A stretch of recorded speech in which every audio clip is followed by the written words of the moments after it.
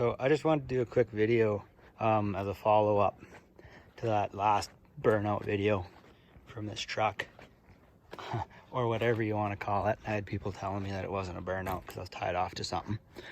The point of that was kind of to stress test everything. So I just did a bunch of suspension work back here. I went to 61-inch frames, or springs, sorry, from the factory 51s, I believe, or 52s. And then I built all this bracketry to move the springs underneath the frame. Because like originally, right, there's the hangers that hang on here and the springs sit kind of out here. And then this is a GM 14 bolt rear end that I welded. The rear drive shaft is actually a piece out of a 1-ton Cummins truck, like just one piece of an old 3-piece. And then to fit it onto the yoke on the transfer case side, I put a yoke off an NP205, and it bolted right to the 203 that's in this truck now, which is a full-time case. I haven't had trouble with the full-time case yet, but we'll see. What I would like to do is do a doubler of sorts with a 205, but I'll see how it goes. So going to the Chevy rear axle, the front axle was a fairly simple swap. The rear axle, I had to cut all the mounts off and build my own mounts, and I just used square tubing, welded into the axle tube, torched off the old mounts. Eventually I might move it back, but I wanted to really stress test it before I take it up in the bush and actually break something. And then for the Chevy front, it was pretty much a bolt-in operation. The Chevy shock mounts worked fine. The spring perches were close enough. I made them work. I think I might have had to use a ratchet strap or something to pull the springs in or out just a tiny bit, because a little off, but not far.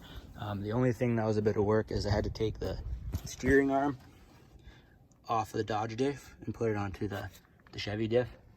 And the reason I went Chevy diffs is because what I found, the 14 bolts are a pretty tough axle, and these diffs already had 4, 5, 6 gears in them, which I was going from 3, 5, 5, so that was a major help. Otherwise, the truck is it's actually an original 400 big block truck, 727 203, like I was saying, full-time case. I got a carburetor on it now, but I think I'm actually going to go to propane. It just runs so good with the carb that I've been leaving it so far. I did full-length headers, electric fans. I've had this engine out. I've had this tranny and transfer case out. It's on its second set of diffs since I've owned it. When I bought it, it was totally stock, no lift, original axles, the whole nines. And I had a set of Dodge 1-tons under it that were 355s, but I wanted a little more gear, so I went to the 456. Anyway, it's been a really fun truck. Short wheelbase is great. Off-road is nice. You can take the top off. As you see, it's a little rusty, so I don't feel too bad about beating the body up.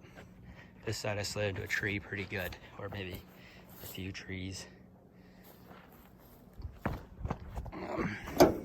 Factory roll bar, no seats, no rear seats from factory. We had the front buckets, but the front buckets were toast, so I put seats in from I think they're Chevy, I don't even know. Anyway, if you have any questions about the truck, just let me know. It's been a fun build, and I'm going to continue building on it and wheeling it. I wheel it all over, kind of southern BC, northern states, just depends on what's going on where. Thanks for watching as usual.